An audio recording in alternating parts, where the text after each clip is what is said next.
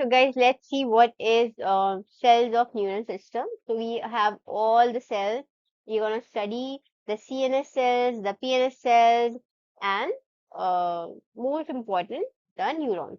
So let's see what is the neuron structure, how it looks like, what is actually a neuron first. So neuron and non-neural, which are glial cells.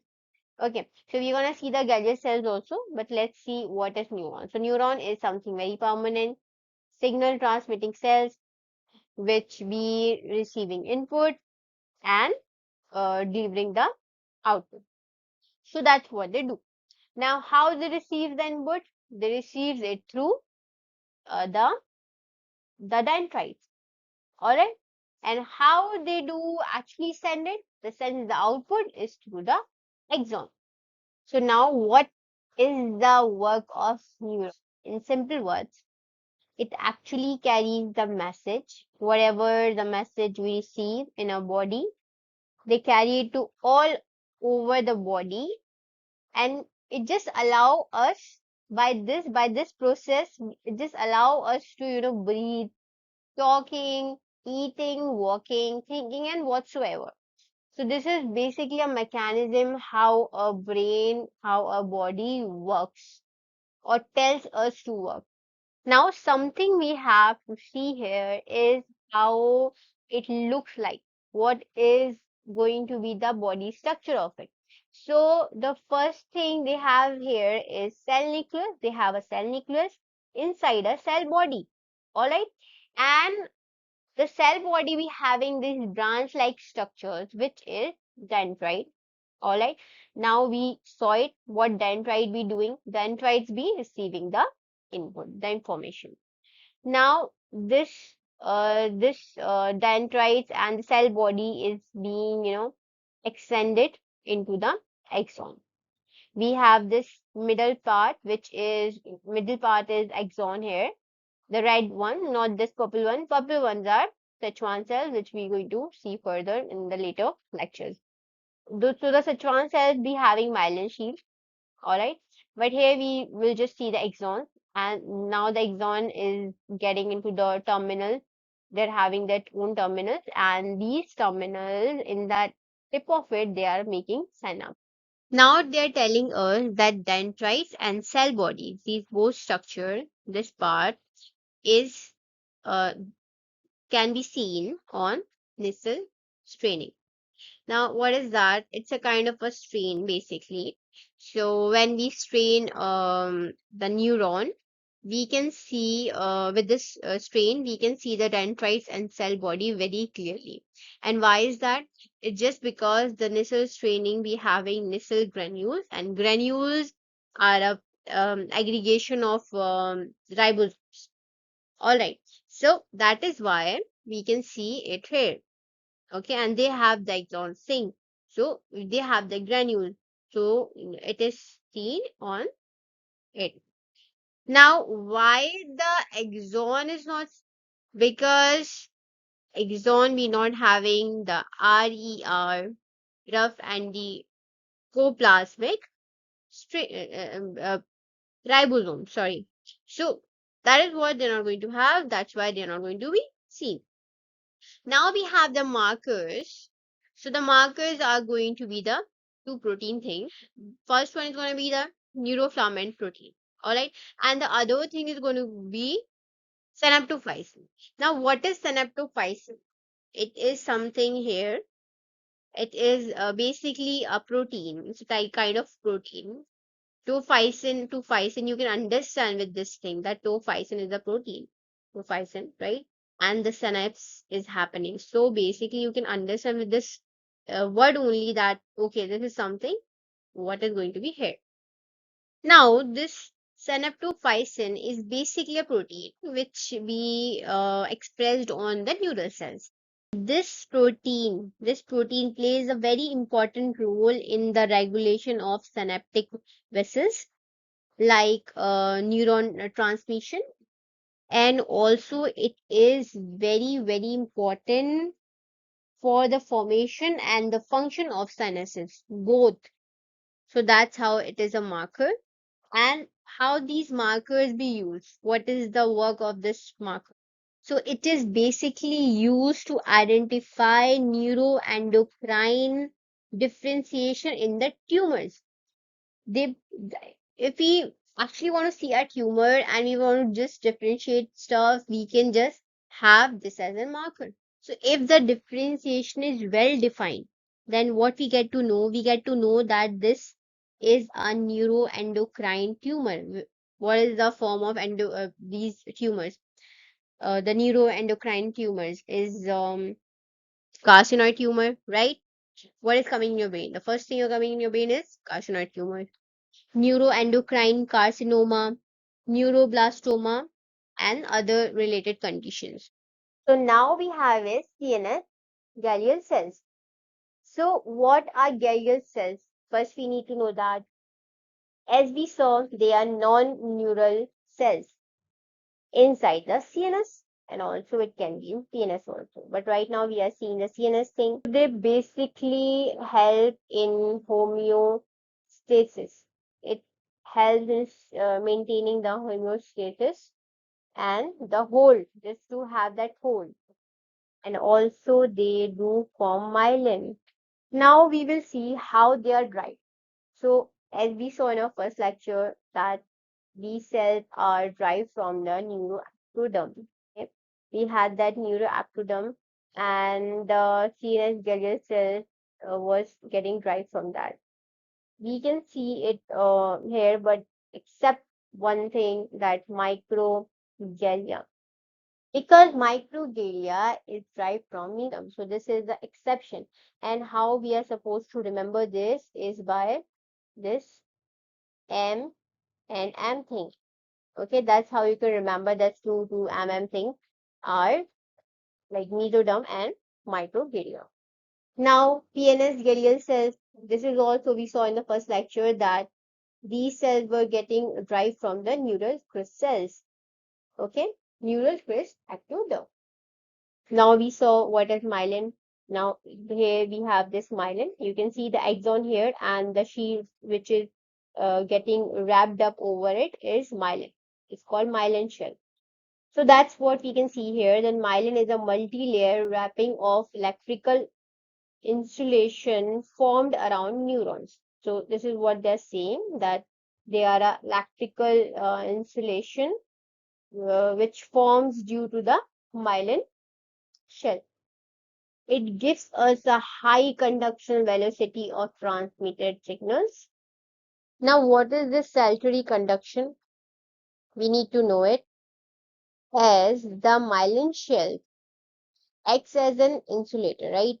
So the increase in the speed of the nerve impulse allows that conduction to happen, and which results in the nerve impulse to kind of jump from one node of runway to the next. That's how it works. And where should be doing is that it normally should be traveling along the entire length of the axon, but here it jumps to the one node of runway to the next. And this is what exactly called the saltatory conduction. Now, you might get this question then, that why it is providing electrical insulation, why it is happening, is because the myelin shells is made up of lipids and protein. So this is something which forms a layer around the axon, and it helps in the electrical. Hence, it also enhances the efficiency and the efficacy of signal transmission. So that's what they are saying, that the action potential at the node of Ranveer is actually jumping, and because of that, the sodium is the sodium channels are getting open and the densities. I hope you understood what is happening here. So the sodium is sodium channels are getting dense, and the sodiums are getting influxed. And if there is any deformity or anything happen in this channel process, then what happens is we can see multiple celluloses. Now let's see the CNS Gallial cells. Now the CNS cells which we have are going to be okay. So any mature CNS Gallial cells are going to be astrocytes, oligodendrocytes, ependymal cells. So these three are going to be the mature cells of Gallial type. That's one. Once again, just let remind ourselves that what was Gallial cell. Gallial cells was something which were holding the nerve cells in place, all right, and were helping them to work the way they should. Now let's see the first cell, which is astrocytes. So astrocyte is going to help in physical support. Okay, they are all over the brain and spinal cord. They're going to help in repair, removal of excess neurotransmission, and compound of BB barrier. All right, blood-brain barrier. Glycogen fuel reserve buffer. It's even going to help here also. Now we need to focus here why this name is so unique and why they have given this as the name astrocytes. So can you just guess a bit why the astro is there? And that is because of their appearance. Can you see that they look like a star? They have a star-like appearance. Yes, that's what it resembles the astrological stars. That's why they call it a astrocyte. So that's how you can remember. And what these star is helping us into almost in everything. They're doing a lot, as we can see. Look, they are doing the physical support also, repair also, removal of excess neurotransmission also. They are being a compound of blood-brain barrier also, and they are helping us in glycogen fuel reserve prefer also. And I hope you know how the glucogen fuel reserve buffer works. What is the rule of glucogen here and why we are calling it as a fuel reserve? As you know, glucose, how it is important for our muscles and brain both. So in times of sometimes in low blood pressure or in high demand of sugar, sometimes like how high demand of glucose sometimes. What happens? It makes a complex process which is glycolysis. Okay, because glucogen is basically a complex carbohydrate, all right, which is stored in usually in our liver muscles. Why? Just to break down into this glucose thing and provide us energy. So when there is a high demand of energy and of glucose, so they just break it down. The glucogen is just broken down and causes the glycolysis. So that's why it is called it is stored that it stores the energy, so that is why it is called the glycogen fuel. Also they are the largest, let me just mark it up. They are largest and also most abundant in our CNS. Okay, from all these cells the astrocytes are the most abundant and the largest one.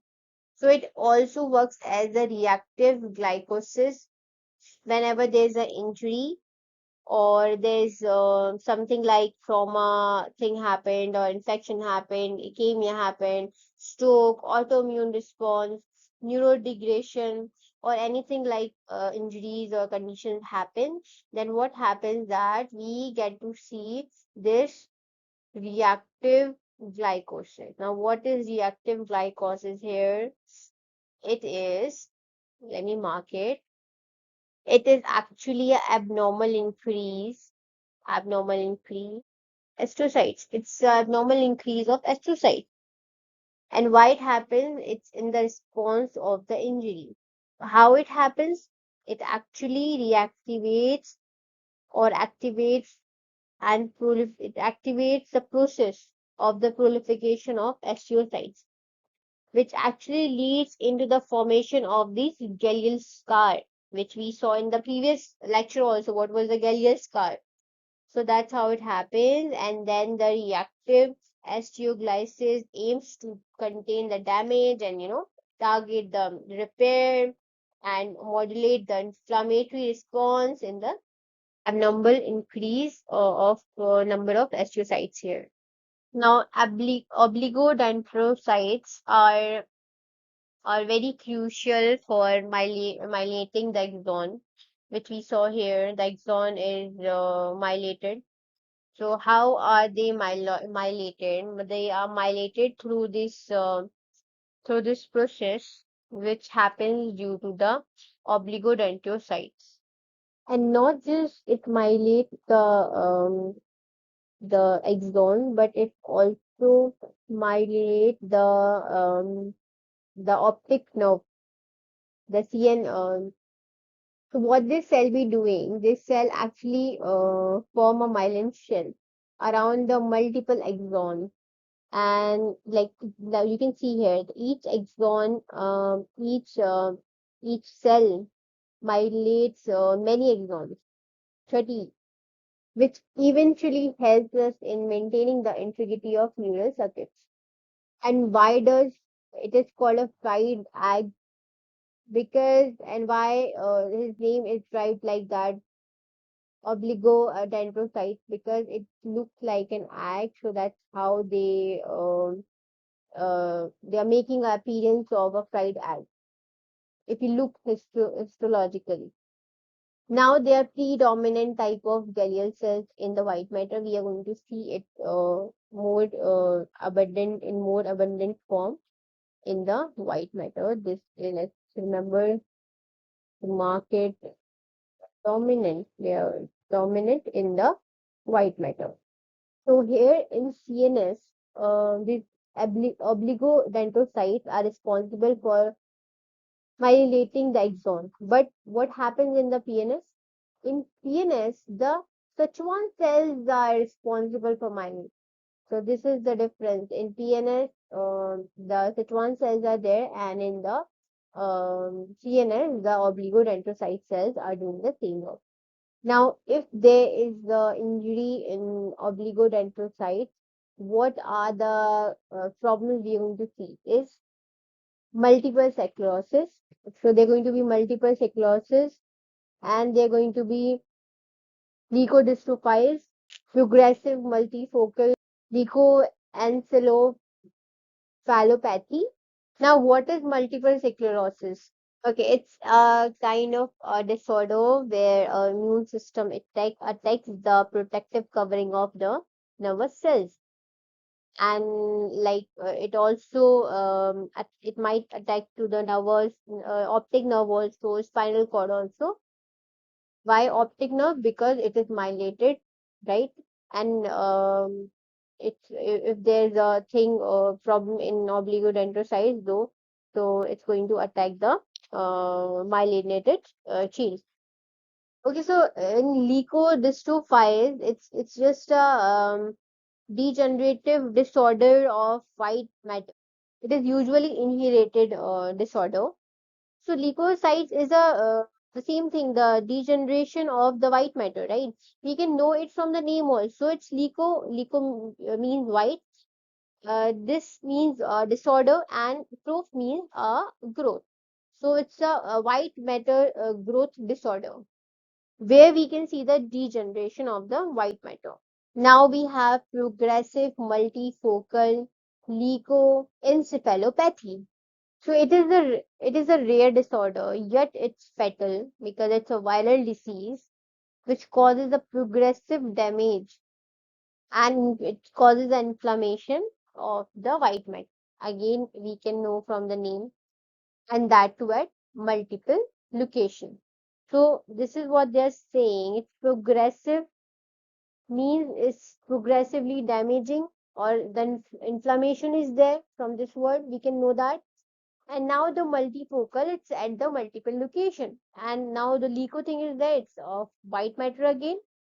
Usually this virus is harmless, but in case of weak immune system, the case can get dangerous.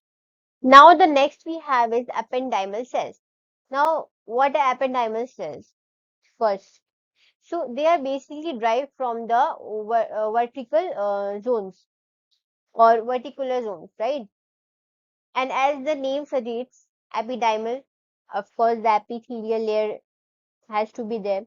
So the epithelial layers basically lines the ventricles and the central canal of the hair. All right, which includes the spinal cord also. Now let's see what they are saying. They are ciliated, simple. You can see the cilias here. You can see these cilias coming out. So it's ciliated, simple, columnar. You can see the shape. It's also columnar, right? Rectangular kind of shape. So there are simple columnar glial cells that lines the same thing. It lines the ventricles and central canal of the spinal cord and the brain. And brain also, and brain.